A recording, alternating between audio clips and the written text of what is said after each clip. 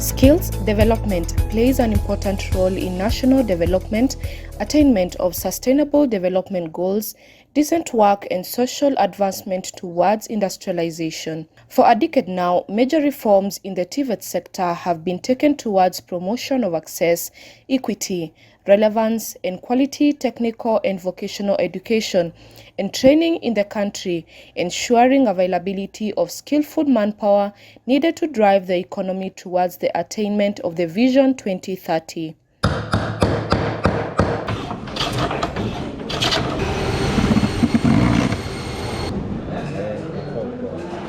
It is with this thought that the Danish Ministry of Foreign Affairs, Danida, funded and implemented a project dubbed Future-Proofing of Jobs in Kenya. The project, which was scheduled to kick off in 2021 but only started in 2022 due to the COVID-19 pandemic, was carried out in partnership with key organizations including 3F, the Confederation of Danish Industry, Divers, Danish Trade Union Development Agency, Kenya Water Institute, and the National Industrial Training Authority. Other locally engaged partners included the Kenya Building Construction, Timber and Furniture Industry Employees Union, Kenya Union of Water and Sewerage Workers, Kenya Association of Building and Civil Engineering Contractors, Water Service Providers Association, Women in Real Estate, Central Organization of Trade Unions, and Builder. In the TVET Kenya project, what we bring to the table is the Danish model for TVET and apprentices, and that's very much based on dual learning. So we've learned over the years that it doesn't work if there's too much theory or if there's too much practical. So we found a good balance by which the students and the apprentices, they go forth and back between school and the workplace in their apprenticeship. That way the output and the quality of the graduates are much higher. For that to work in our model, it's important for us that both the trade union is an active stakeholder, the employers, and then also the training authority, in this case being NITA in Kenya, because the employers also have to be ready to embrace and receive the apprentices when they start at shop floor. The story behind this project has a lot in it, but it starts way back in 2020 when a minister in Denmark thought about the initiation or different ways of supporting employment in Africa based on the experiences of Denmark. And so he set up a committee of experts to look into different themes on how Denmark experiences can be used in a way to promoting employment in African countries.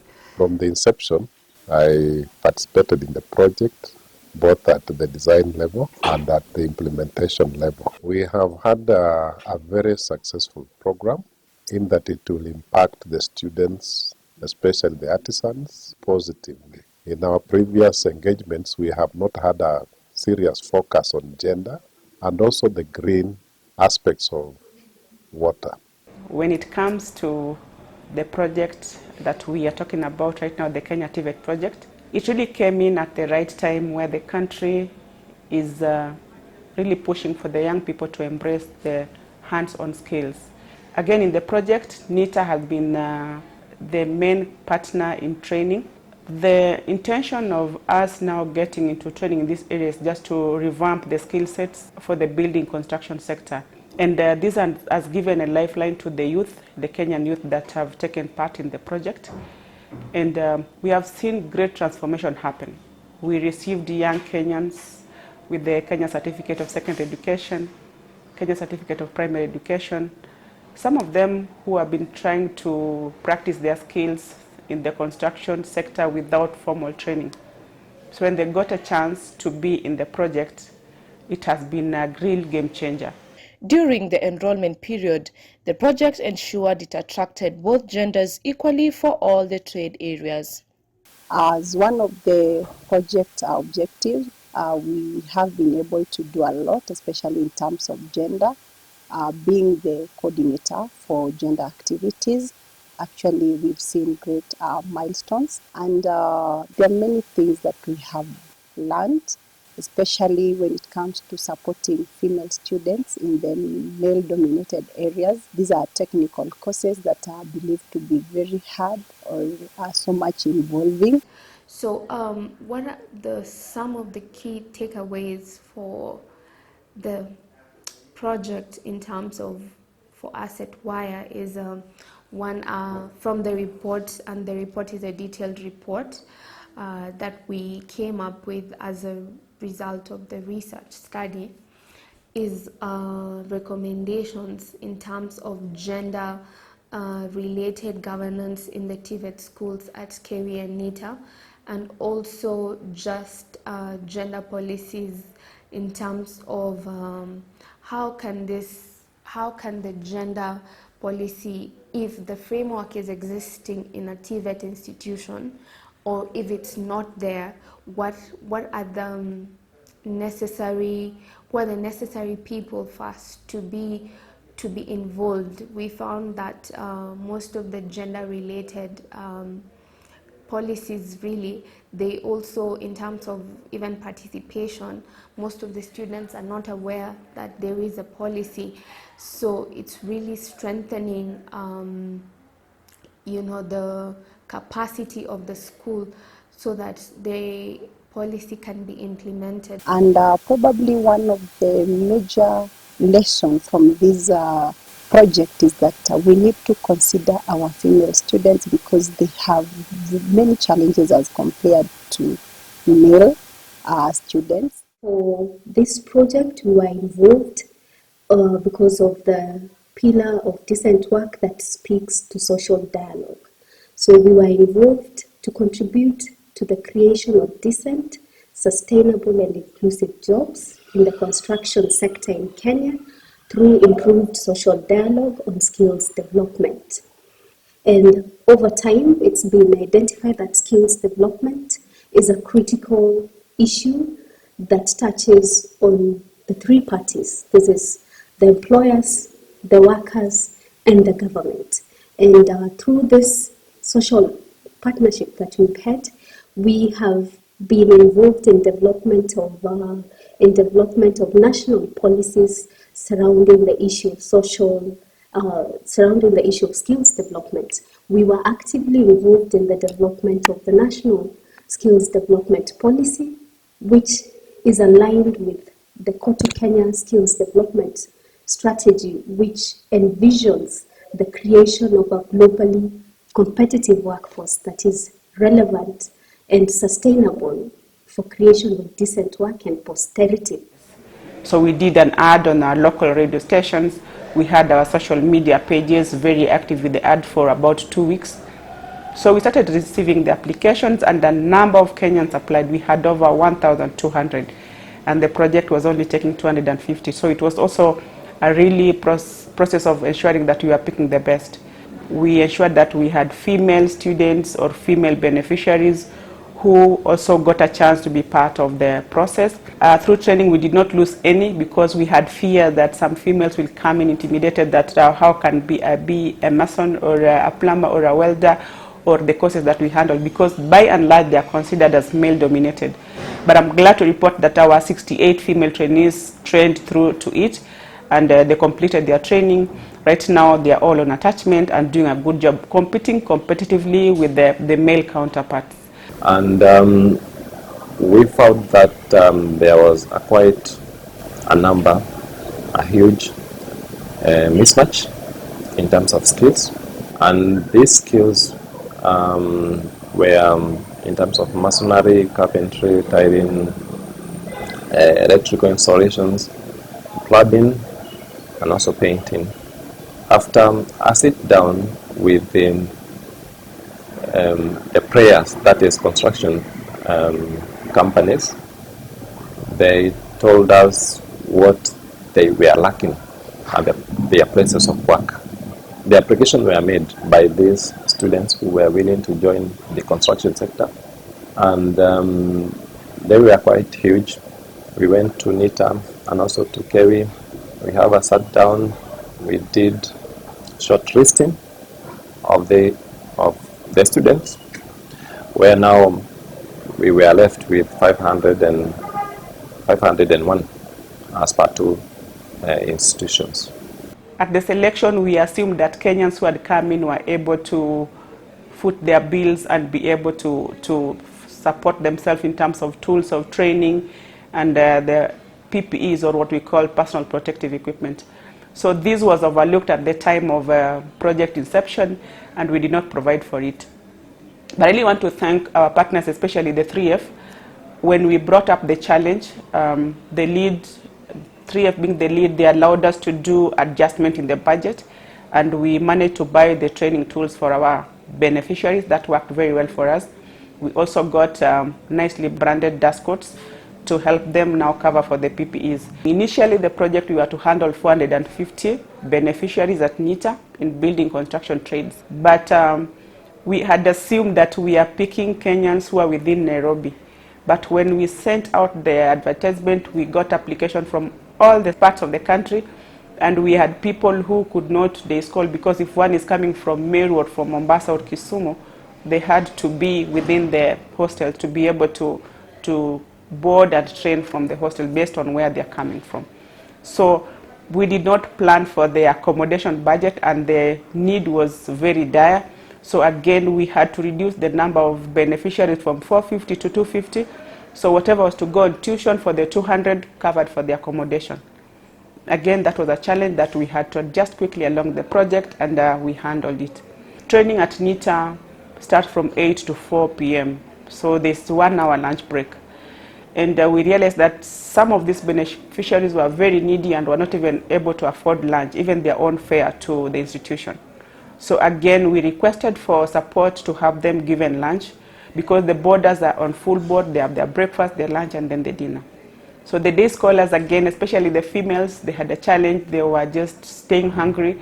The project allowed that they could be given lunch, and we saw an improvement in enthusiasm and the way they handled the afternoon classes, which were mostly practicals. Having begun early in 2022, the project was designed to foster decent, sustainable and inclusive jobs in Kenya's construction and water sectors through improved social dialogue on skills development, enhanced technical and vocational education for a demand-driven system, provide a work-based learning culture with active participation from social partners in curriculum development, and also highlight the advantages for companies and employees involved in the development process, setting the stage for scaling up the initiative.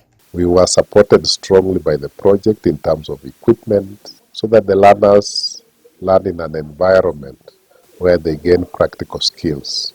We also are very appreciative because the program also funded the learners 100% almost, and they really benefited from that funding. Another plus for the project that I can highlight is that the Danida trainees, when they went home for a break, they were like an ambassadors. They reached very, very many other friends and relatives, spreading the gospel of the Danida, that they have been sponsored by Danida, they've had a scholarship, they are friends, they are happy. So we received a lot of applications online. So they are able to link clearly what they have done in class and what practically happens in the field. And at the same time, they also get mentorship, because we have the other 64 skilled employees who also, their skills has been upgraded. For us, this is a very, very important collaboration with our Danish partners, Kenya Water Institute. We never imagined that students to such a magnitude would be absorbed. Javerick Omondi and Belinda Apondi are an example of the beneficiaries who were brought on board for the future-proofing of jobs in Kenya project and can attest to its impact. And so far, I'm doing my third semester, and it's been a very good program to me. Personally, I've gained a lot. Out there, we used to do random things, but when in class here, we can do some things that we never knew existed, or now we do things professionally because now we can fix pipes, we can do solar, we can deal with the heavy materials like these ones you see in front of me here. I've been in class for 6 months in NITA Nairobi, and now I'm attached at Enmo Steel Motors for 3 months of attachment. Here we deal with motors. We control everything that runs in this company. That includes motors and all the processes of from scrap to end product of steel. Like this is the control panel whereby when one of these units lights up, it indicates that the furnace is already heated and it's ready to transfer molten steel to the other production area to make the end products in different sizes.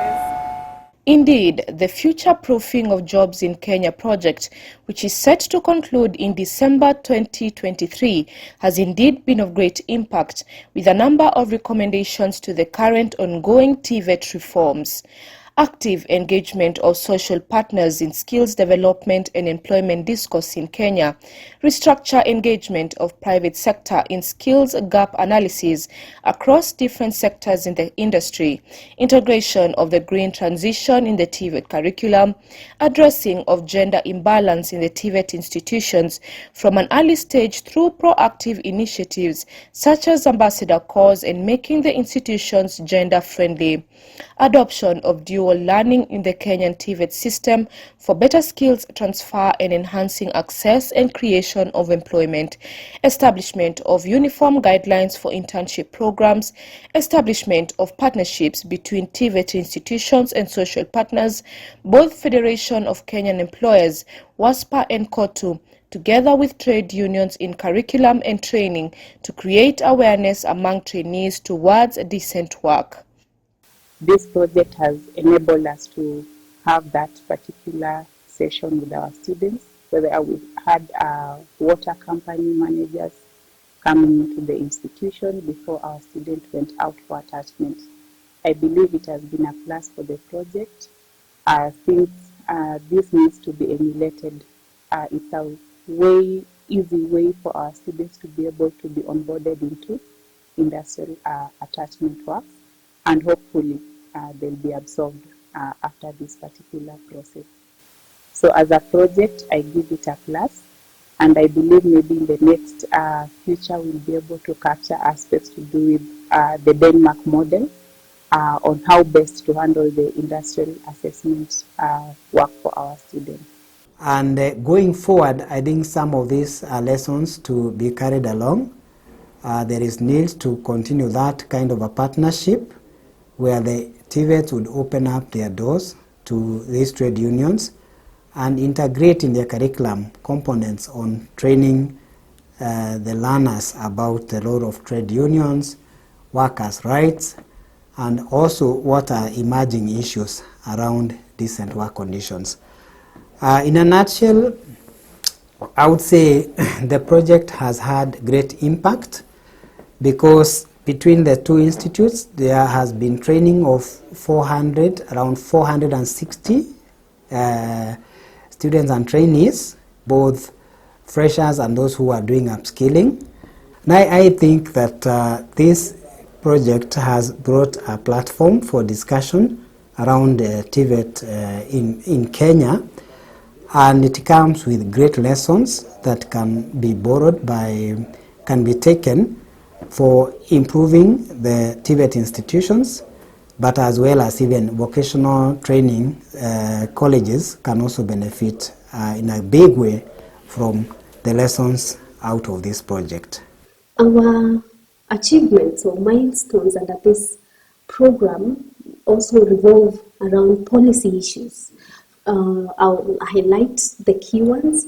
We held a social dialogue forum to explore skilling opportunities, and this forum brought together the key players in the Kenyan labor market. We had Ministry of Labor present in the social dialogue forum. We had the vocational training institutions. We had the National Industrial Training Authority, NITA. We had the Kenya Water Institute, KEWI. We had representation from WASPA and CAPSEC, and it was basically to get a feel of what is it that the industry is demanding in terms of the labor that we supply as the workers in the labor market. We hope that again, our funders, Danida, we have done the pilot very well. So we look forward to having now a bigger rollout of the project so that we cover the number that we had initially in mind. We were looking at 450 at the pilot, but we only managed 251. So we appeal to Danida to review the pilot report that we'll work on together with the key project partners and have now sustainability probably in another phase of the project. In recognizing the fast-changing labor market demand in the water and construction sector, the project has keenly engaged 28 companies in both sectors in exploring opportunities for workers to acquire new skills and update existing skills. Adopting to this model, the companies now understand the importance of upskilling and promoting decent employment where workers obtain certification to fit into the quick changing world of work.